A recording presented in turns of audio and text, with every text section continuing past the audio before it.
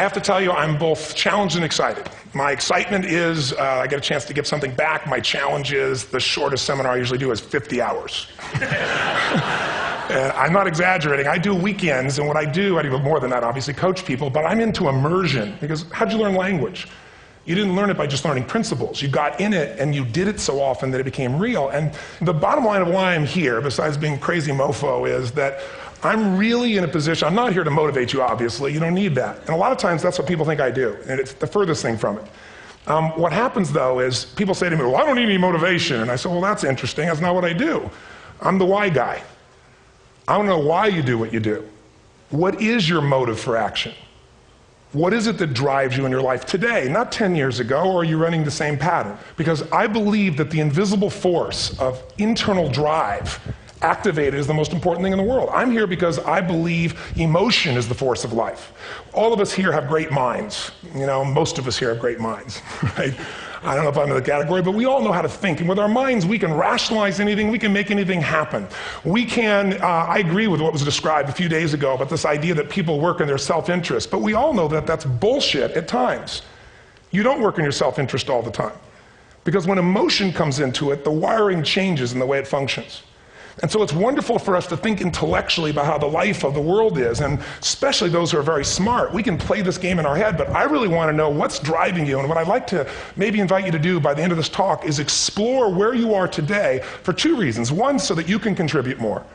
And two, so that hopefully we can not just understand other people more, but maybe appreciate them more and create the kinds of connections that can stop some of the challenges that we face in our society today. They're only going to get magnified by the very technology that's connecting us, because it's making us intersect. And that intersection doesn't always create the view of everybody now understands everybody and everybody appreciates everybody.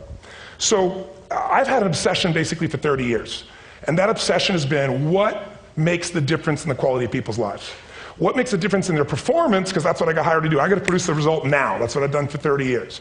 I get the phone call when the athlete is burning down on national television and they were ahead by 5 strokes and now they can't get back on the course. And I got to do something right now to get the result or nothing matters. I get the phone call when the child is going to commit suicide, and I got to do something right now.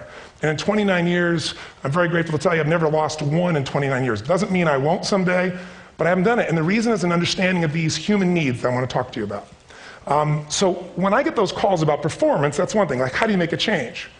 But also, I'm looking to see what is it that's shaping that person's ability to contribute, to do something beyond themselves. So maybe the real question is, you know, I look at life and say there's 2 master lessons. One is there's the science of achievement, which almost everyone in this room has mastered to an amazing extent. That's how do you take the invisible and make it visible, right? How do you take what you dream about and make it happen, whether it be your business, your contribution to society, money, whatever it is for you, your body, your family. But the other lesson of life that is rarely mastered is the art of fulfillment. Because science is easy, right? We know the rules, you write the code, you follow those, and you get the result. Once you know the game, you just, you know, you up the ante, don't you? But when it comes to fulfillment, that's an art. And the reason is it's about appreciation and it's about contribution. You can only feel so much by yourself.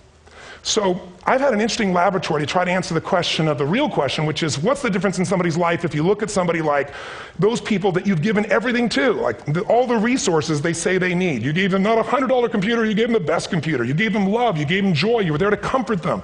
And those people very often, and you know some of them I'm sure, end up the rest of their life with all this love, education, money, and background, spending their life going in and out of rehab. And then you meet people that have been through ultimate pain, psychologically, sexually, spiritually, emotionally abused, and not always, but often they become some of the people that contribute the most to society. So the question we got to ask ourselves really is, what is it? What is it that shapes us? And we live in a therapy culture. Most of us don't do that, but the culture is a therapy culture. And what I mean by that is the mindset that we are our past. And everybody in this room, you wouldn't be in this room if you bought that theory, but most of society thinks biography is destiny. The past equals the future. And of course it does if you live there. But what people in this room know, and what we have to remind ourselves though, because you can know something intellectually, you can know what to do and then not use it, not apply it. So really what we got to remind ourselves is decision is the ultimate power.